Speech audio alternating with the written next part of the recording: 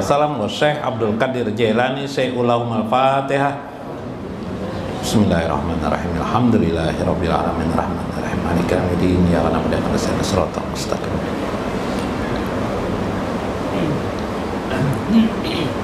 Assalamualaikum warahmatullahi wabarakatuh. Bismillahirrahmanirrahim. Bismillahil malikil qudusis salam. Bismillahil azizil hakim.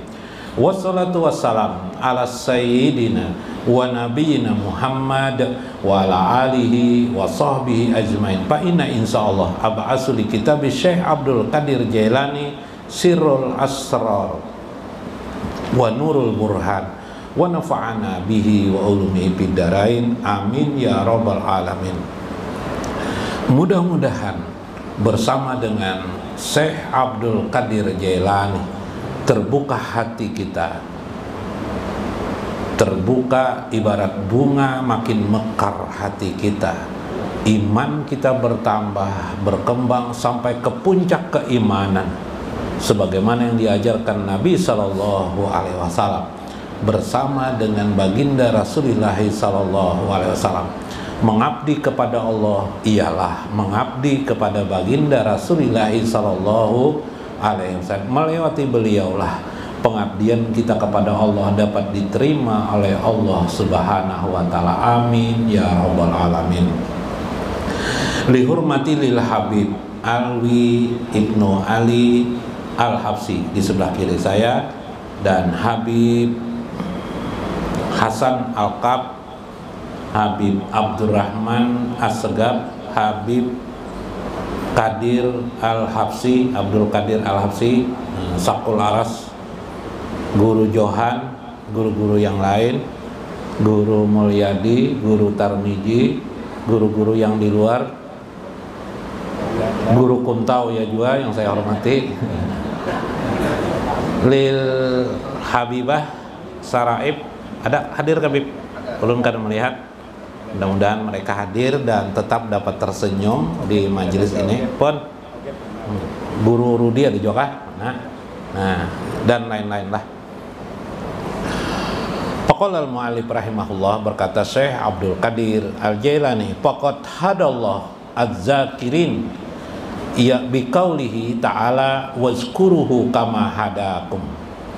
Sungguh Allah memberikan hidayah sehingga ada orang-orang yang disebut dengan az-zakirin, orang yang mengingat Allah Subhanahu wa taala, sesuai dengan firman Allah Subhanahu wa taala dalam Quran surah Al-Baqarah ayat 198. Wazkuruhu, ingatlah kepada Allah, kepada Tuhan kalian. Wazkuruhu, ingatlah kepada wazkuruhu, ingatlah kepada kama hadakum, sebagaimana Allah memberikan hidayah kepada kalian. Ayat ini menunjuk mengganti makna lapas Allah menjadi domir. Domir domir itu artinya yang tersembunyi. Lil makna dalam bahasa Arab hu di sini. Lapasnya adalah hu. Sebagaimana yang pernah Anda kenal, zikir isyarah itu adalah hu.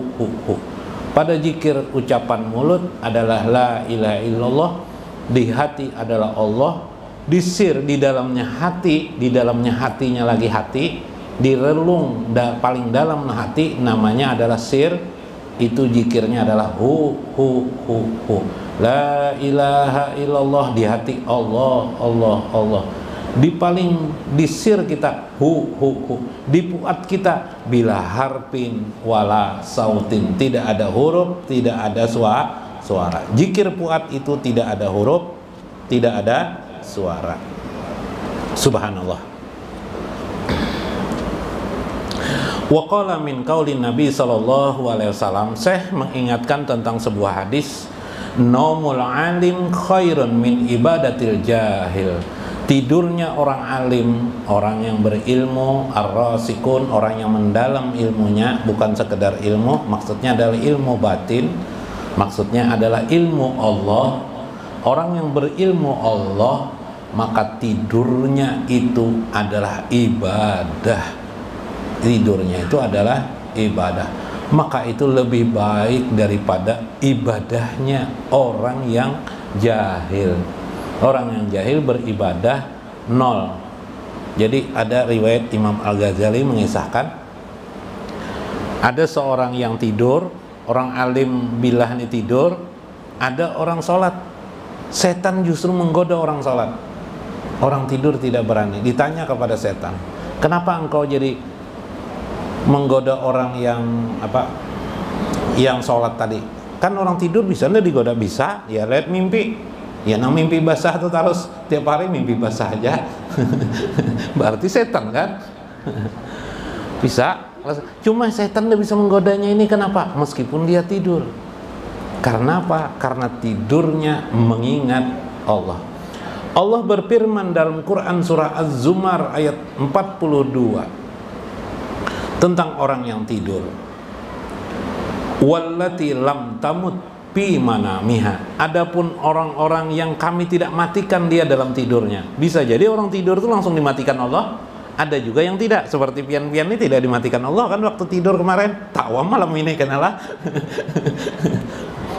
Nah, payum sikul lati qada alaihal mauta. Allah menahan mereka dengan ketetapan Allah akan kematian mereka yang akan datang, wa yursilul ukhra, dan mengutus dia kepada waktu yang lain, ila ajalin musamma, sampai waktu yang ditentukan. Berarti ada hubungan dirinya dengan Allah Subhanahu wa taala. Itulah yang dimaksud kata Syekh tentang orang yang mengingat Allah Subhanahu wa taala. Habis dah itu pengantar. Kita masuk kepada pokok pembahasan. Maka Syekh mengingatkan, siapakah orang yang tidurnya tetap mengingat Allah, apalagi waktu jaganya tidurnya juga mengingat Allah. Lalu Syekh mengatakan, ba'da hayatil qalbi binuri tauhid, yaitu orang yang waktu hidupnya, waktu sadarnya ini hatinya sudah hidup. Orang yang hatinya sudah hidup pasti dia mengingat Allah, karena hatinya itu dicahayai binuri tauhid, dengan nur tauhid. Nah, kemarin sudah bicarakan kita nur tauhid itu apa di hati, sudah kan? Sudah. Mas lupa guru jangan lupa. Ini pasti diulangi sedikit-sedikit lah. Yaitu orang yang sudah kasyaf, dia melihat alam semesta ini bermakna dengan makna ilahiyah, makna ketuhanan. Misal ulun melihat semua gerak alam semesta ini, gerak lampu, gerak tubuh, gerak angin, tidak lain adalah dari wujud gerak. Sebab yang pertama Allah Subhanahu wa taala. Secara rapi Allah mengatur kita sehingga duduk pian di sini tidak ada betumpangan. Ada yang betumpangan sini? Kedadak lah. Anehnya kenapa? Di rumah lain pulang tuh pian lah. Tuh kan ulun kada tahu. Cuma di sini ndak ada betumpangan pipai. Satu-satunya. Apa itu? Allah Maha Dahsyat mengatur gitu gerak ini. Tidak ada teknologi yang secanggih ini sampai kapanpun, sampai hari kiamat. Sehebat Maha Dahsyat Allah Subhanahu wa ta'ala. Jika pian tidak pernah kagum atas kepercayaan itu, maka pian tidak pernah kontak dengan Allah Subhanahu wa ta'ala. Karena saya ingin mengingatkan, hati yang hidup itu ialah bisa kagum dengan Allah Subhanahu wa ta'ala. Kagum dengan Allah Subhanahu wa ta'ala. Namanya zikir bahid, zikir kagum dengan Allah Subhanahu. Bila sudah kagum, melihat diam, ingat dengan Allah, memahami makna filosofis di dalamnya, makna zikir itu, makna mengingatkan semuanya kepada Allah. Siapa pemilik perbuatan, siapa pemilik gerak, siapa pemilik asma, nama-nama di alam semesta ini, tidak lain adalah maha terpuji Allah Subhanahu wa ta'ala. Yusabbihu lillahi ma fis samawati wa ma fil ardh. Maka berarti hati orang itu sudah dicahayai dengan nur Allah atau nur tauhid kepada Allah Subhanahu wa ta'ala. Wa mulajimatu asma tauhid, maka lazimlah dia nama-nama Tuhan itu bilisani sirri bigairi hurufin, maka tanpa sadar akan timbullah di jiwanya lah, di hatinya, sampai di jiwanya terdalam, di sirnya, sampai lagi terdalam di puatnya, terlajim itu apa? Terbiasalah lisanus sir, bukan lisan ini lain, lisannya sir pian tuh punya lisan, sir pian tuh punya mulut sir kita itu, mulut sir kita itu mengucapkan kalimat yang kalimat itu bighairi hurufin wala sautin, tanpa ada huruf, tanpa ada suara. Namanya zikir tanpa huruf, tanpa suara. Kenapa jadi itu timbul? Karena kita membiasakan mengingat Allah, memandang alam semesta ini dalam makna keagungan, kehebatan, kedahsyatan Allah, dan keindahan, serapi-rapinya keindahan, sesempurna maha sempurnanya keindahan. Kita sudah mengenalinya, berarti hati kita hidup, otomatis kita sudah punya zikir tanpa huruf, tanpa suara. Otomatis sekarang perlu kita cek diri kita ini, sudahkah punya zikir tanpa huruf, tanpa suara, kan gitu? Yalah. Bisa kita cek mimpi kita, bila kita tidur mimpi apa? Ya kah? Mimpi berpacaran guru, nah itu berarti lupa dengan Allah. Mimpi diterjang oleh singa, berarti masih melawan hawa nafsu, masih dikuasai oleh hawa nafsu. Mimpi disambar naga, berarti masih dikuasai oleh naga. Naga apakah? Naga bonar kan? Naga apakah, ya kah? Mimpi ulun guru dikerokot kucing, berarti jahil masih, ya kah? Tapi bila mimpinya musyahadah, mimpi dengan Nabi Muhammad, dinasehati Nabi Muhammad, mimpinya masuk ke dalam surga, mimpinya bertemu dengan malaikat, subhanallah, bahkan bertemu dengan Allah, berarti sudah ada zikir tanpa huruf, tanpa suara, ya kah?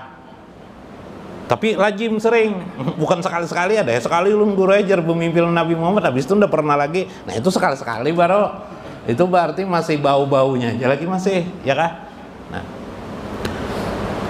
wah kalau begitu susah guru kalau kayak itu, susah ulun memahaminya kayak itu. Oke, ada para ulama mengajarkan cara-cara bagaimana supaya kita terguris, terbawa arus supaya sampai kepada zikir tanpa huruf, tanpa suara. Bagaimana itu? Dalam kitab Risalah Kusyairi, Syekh mengisahkan tentang napas. Apa itu Jurun? Napas. Napas. Itu toh. Nah, sudah ditandai BP. Napas. An-nafasa. Jadi secara tulisan mirip dengan an-nafs. An-nafs sama, tapi ini pakai tasdid an-nafasa. Napas tuh nih. Nah, itu nafas tuh. Tapi bunyinya aja tuh, napasnya belum pian lihat mah. Nah, bila pian mendengar pian tuh napas.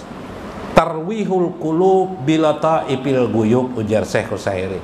Napas itu ialah giringan atau angin hati atau letupan hati, bila ta'ipil guyub, yaitu kelembutan yang bersifat gaibah.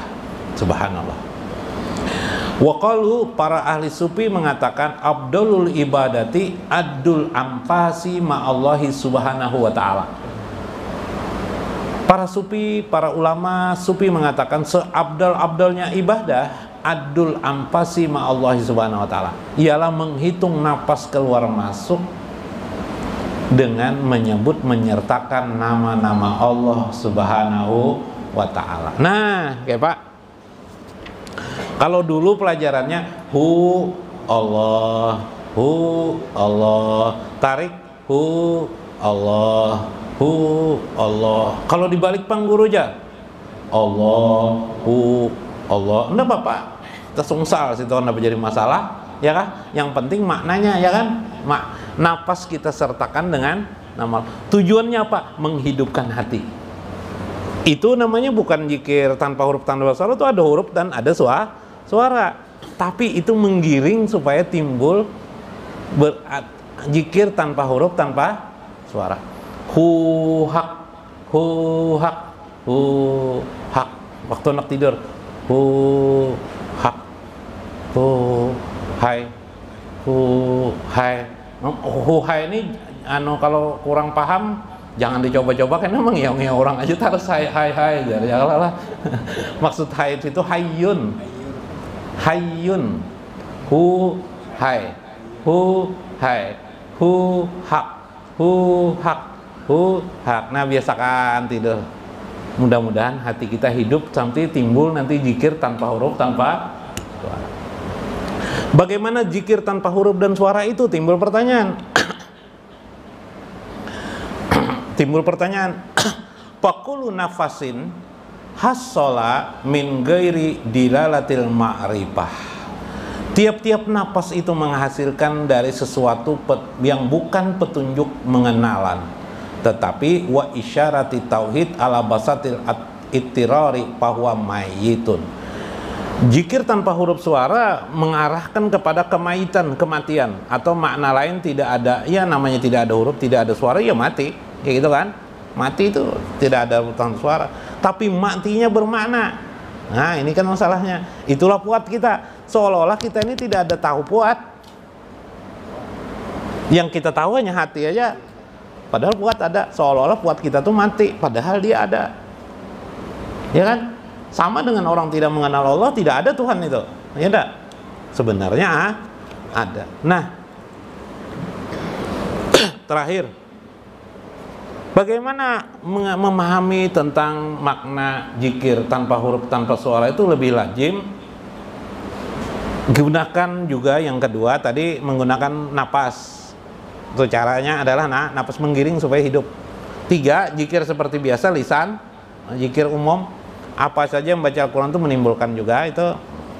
Yang ketiga, tentu ma'rifatullah, mengenal Allah, mengenal tentang perbuatan Allah, sifat-sifat Allah, tentang kehidupan semesta alam, termasuk hubungannya nanti dengan Nabi Muhammad SAW. Jadi pengajian kita ini seluruhnya menciptakan supaya tercipta zikir tanpa huruf tanpa suara. Ini penting,